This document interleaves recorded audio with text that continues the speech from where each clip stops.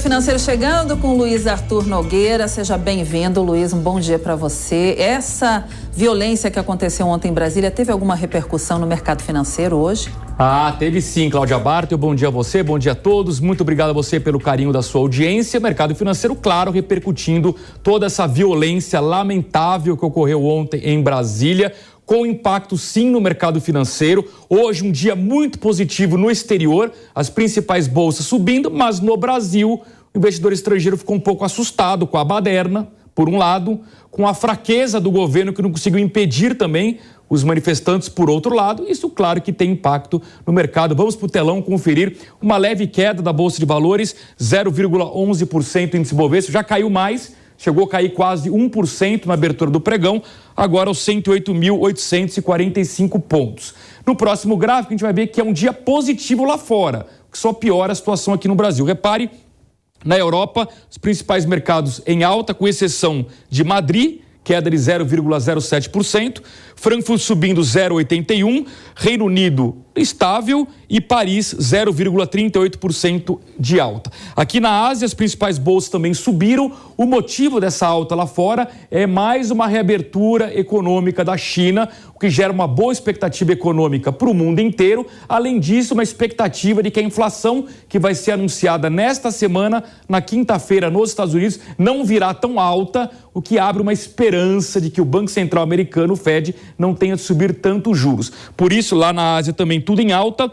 Fechamento, Xangai 0,58%, Tóquio 0,59%, Hong Kong 1,89%. Aqui nos Estados Unidos são índices de sexta-feira, porque o mercado está abrindo neste momento, às 11h30, pelo horário de Brasília, e o índice futuro indicava uma abertura em torno de 0,5% nas principais bolsas americanas. Portanto, um dia positivo lá fora, negativo basicamente apenas aqui no Brasil. Na próxima tela, o câmbio normal, quando a bolsa cai aqui, o dólar normalmente sobe quase 1%, R$ 5,28, o euro subindo mais, 1,61%, R$ 5,65. Bitcoin em alta de quase 1%, 17.283 dólares. E para finalizar o Boletim Focus, que é divulgado toda semana aqui pelo Banco Central, o boletim cujas análises e expectativas foram coletadas na sexta-feira, portanto aqui não tem impacto nenhum da baderna de ontem em Brasília. Vamos olhar para 2023, repare, alta na inflação de 5,36%, é a quarta semana consecutiva que o mercado piora a inflação para esse ano. Isso é muito ruim, porque praticamente acaba com a chance do Banco Central cortar juros e pior, talvez o Banco Central tenha de subir juros ao longo deste ano. O PIB encolhendo cada vez mais, PIB em uma alta de 0,78%, muito pouco, crescimento muito baixo esse ano. Lembrando que no ano passado, 2022, o crescimento foi em torno de 3%, portanto muito maior. No câmbio, sem novidades, encerrar o ano com R$ 5,28 no dólar, e a Selic também estável em 12,25%.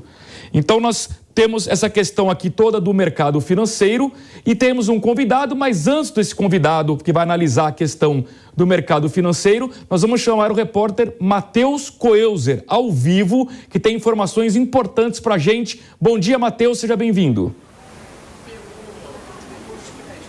Olá, Luiz. Bom dia para você, a todos que nos acompanham aqui no Jornal da Manhã, segunda edição. Falo ao vivo aqui do Palácio Guanabara, em Laranjeiras, na zona sul do Rio de Janeiro, onde há poucos instantes acabou a coletiva de imprensa com o governador Cláudio Castro. Ele destacou diversos aspectos sobre os atos que aconteceram em Brasília.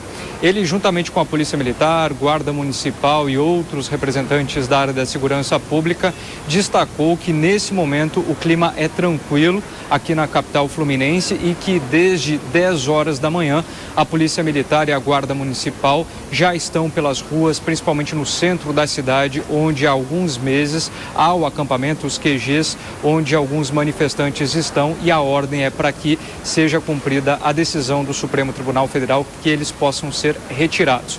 Até o momento, isso já está acontecendo no Comando Militar do Leste e também na Zona Oeste do Rio de Janeiro. Ele falou que se não houver de fato o entendimento por parte desses manifestantes, dessas pessoas que estão nesses locais já há alguns meses, será realizada a prisão como é determinado e está sendo preconizado.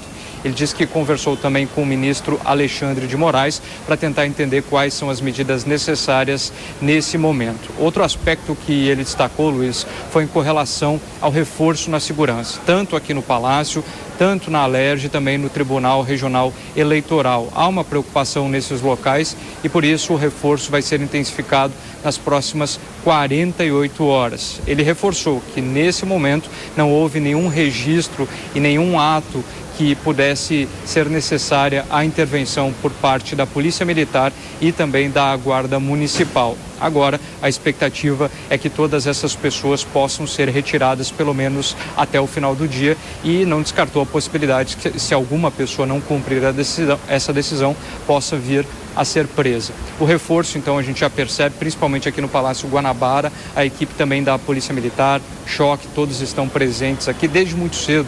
Quando nós chegamos aqui no Palácio Guanabara, a gente já pôde perceber, Luiz, uma grande movimentação por parte da área da segurança pública. Esses foram os principais aspectos destacados na coletiva de imprensa. Foi também questionado se o governador Cláudio Castro iria para Brasília, mas ficou entendido que nesse momento ele entende que é necessário permanecer aqui no estado do Rio de Janeiro para que de fato ele possa acompanhar de perto qualquer outro percalço ou qualquer situação de risco que possa vir a acontecer, mas ele diz que até o momento tudo está em um estágio de tranquilidade, ao menos até o momento. A gente vai seguir acompanhando toda essa situação, porque deve acontecer ao longo do dia a retirada de todas essas pessoas, principalmente na região central aqui da capital fluminense, Luiz.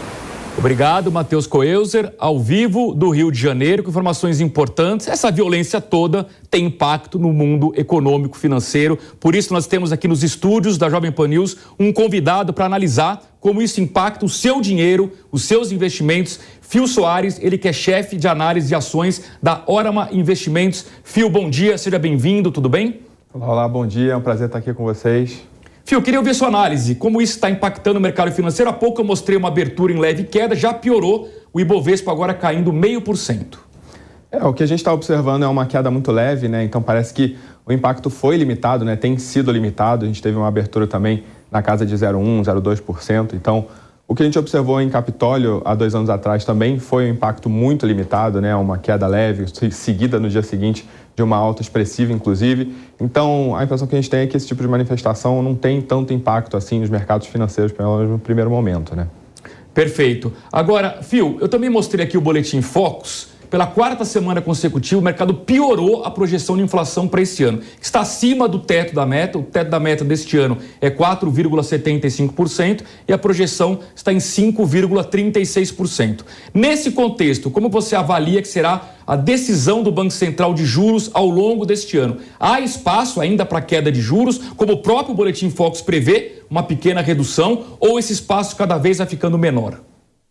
Na realidade, ainda há espaço, a nossa concepção na hora é de que ainda há espaço para queda de juros, tá? É claro que conforme o fiscal vai se deteriorando, e hoje, salientando que hoje a gente não tem exatamente como vai ser o fiscal. A gente tem algumas especulações aí, falas de ministro, mas não tem uma atitude coesa aí por parte do governo. Sequer temos Congresso aberto, então a gente acha que ainda está muito cedo para dizer qual vai ser o tom do fiscal. Alguns agentes aí do governo afirmam que a gente vai ter austeridade sim, outros menos, mas a gente está observando isso aí. Só que o fato é que a gente tem uma perspectiva inflacionária que, mesmo em alta agora nas últimas semanas, ainda é bastante baixa, e um juros que hoje está muito alto. Então a gente vai acabar com um juro real muito alto e vai ter espaço sim para cortar na nossa perspectiva. Agora, se vai cortar muito, se vai cortar pouco, aí é outra questão. Fio, você é especialista em ações. O Brasil está num contexto de juros altos, portanto a renda fixa muito atraente. A pergunta objetiva é: vale a pena sair da renda fixa e entrar no mercado de ações neste momento?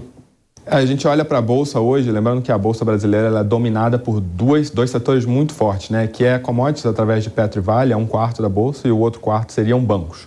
E o que a gente vê hoje é uma perspectiva fiscal que ainda não se arranjou. A gente vai ter um primeiro semestre muito conturbado no cenário fiscal, muito conturbado politicamente, com a aprovação de pautas muito polêmicas, como, por exemplo, a reforma tributária. Então, a gente espera que o primeiro semestre tenha uma volatilidade muito alta. Estamos recomendando aos nossos clientes que fiquem pesados aí em commodities, tá? Especialmente Vale, mas também Suzano, Minerva. Commodities a gente vê que tem uma receita em dólar, então é bastante interessante quando a gente tem volatilidade política e econômica brasileira e uma dinâmica de preço, né, do produto vendido que praticamente independe da dinâmica econômica interna brasileira. Então a gente está mais favorável para commodities dentro do contexto de bolsa e recomendando, né, uma alocação de bolsa reduzida, conforme a gente já vem recomendando ao longo dos últimos meses, né? Então a gente vê um cenário complexo, mas não é de hoje. A gente já tem recomendado aí uma redução na bolsa já tem alguns meses. Fio, a gente sabe que o governo Lula é um governo mais intervencionista na economia. Qual é o risco de um investidor ter no seu portfólio de ações companhias estatais?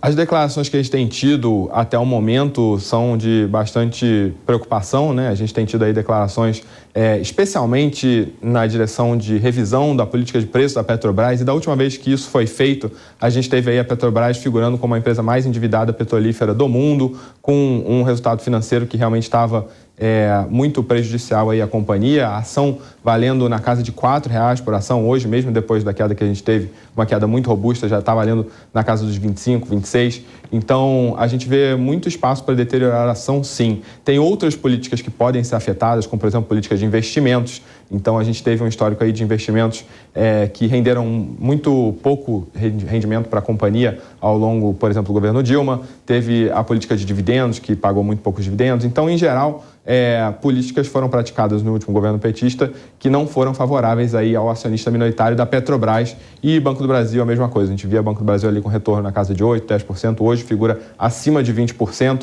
Então, as duas federais que a gente tem na Bolsa hoje, que são Petrobras e Banco do Brasil, a gente recomenda bastante cautela, recomenda ficar de fora, por mais que o preço seja convidativo. Agora, já as estaduais é outra conversa. As estaduais têm menos ingerência do governo federal, então a gente vê com bons olhos, né? Inclusive temos perspectivas aí de privatização tanto de Copel quanto de CEMIG, então a gente não recomenda a saída de estaduais, né? Das empresas estaduais, não.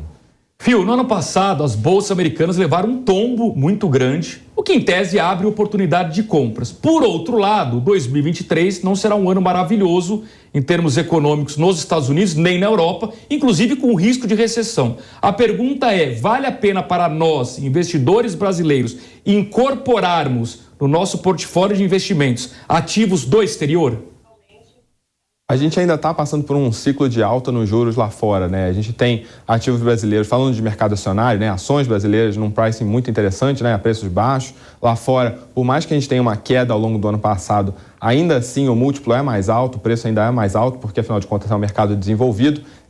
Existe a vantagem de você estar investindo em dólar e quando a sua despesa é em real, você tem um ganho aí, quando você tem uma alta do dólar, mas... quando o assunto é investimento lá fora, a gente é favorável sim a um percentual do seu portfólio ficar alocado lá fora, em ações lá fora, mas muito mais como uma estratégia aí de construção de portfólio do que como uma estratégia tática para esse momento. A gente ainda vê perspectiva de queda para a Bolsa Americana ao longo de 2023, especialmente por questão de incerteza aí acerca de inflação. A gente ainda tem mercado de trabalho aquecido, ainda tem uma atividade econômica aquecida, por mais que a gente tenha tido altas nos juros. Então, a direcionamento aí da Bolsa Americana para nós ainda é ou de estabilidade ou de leve queda aí ao longo de 2023. E para finalizarmos, Fio, eu queria uma orientação para aquele investidor que está com medo. Não importa a questão ideológica, de repente ele está enxergando que o futuro econômico no Brasil não é bom. O que ele deve fazer? Fica mais na renda fixa? Vale a pena incorporar câmbio, ter dólar nesse portfólio? Como é que você se protege para quem acha que o mercado vai piorar, a economia não irá bem esse ano? Olha, a renda fixa realmente está muito atrativa, né? A gente está com mais de 6% aí de juros real na NTN-B, que é o título atrelado à inflação, que a gente acha bastante atrativo esse patamar de juros. Poucas vezes na história a gente teve um patamar de juros parecido com esse. A gente tem a perspectiva de que esse primeiro semestre do governo vai ser bastante volatilidade, né? Com uma notícia aí de fiscal e de projetos de lei sendo pautados aí, bastante polêmicos, mas ainda não se desenhou completamente como é que vai ser esse governo. Para a perspectiva de investimento, a gente está recomendando uma postura mais cautelosa, sim, com renda fixa, com NTN-B, né, com títulos atrelados à inflação, que a gente acha bastante interessante nesse momento, em especial com o tom expansionista, né, do governo, que venha trazer inflação no futuro, se por um acaso o Banco Central não agir, mas em paralelo também uma alocação, por mais que seja pequena, pode ser em bolsa americana também é relevante, focada em commodities no momento e em ações de menos volatilidade a gente acha interessante também, porque a Bolsa como um todo realmente está num múltiplo interessante, está muito barato em relação ao passado histórico que a gente tem aí. Muito bem, Fio Soares, chefe de análise de ações da Orama Investimentos, esteve conosco aqui nos estúdios da Jovem Pan News. Fio, muito obrigado, um bom dia, até uma próxima oportunidade. Obrigado, bom dia, prazer estar aqui com vocês. E a gente vai continuar acompanhando aqui na Jovem Pan News todo o impacto dessa baderna que ocorreu ontem, as ações das autoridades, o impacto no mercado financeiro, que como o nosso convidado, o Fio Soares, falou, um impacto pequeno, né? Um impacto pequeno, mas que é relevante, porque de alguma forma atrapalha a imagem do Brasil. São 11h45.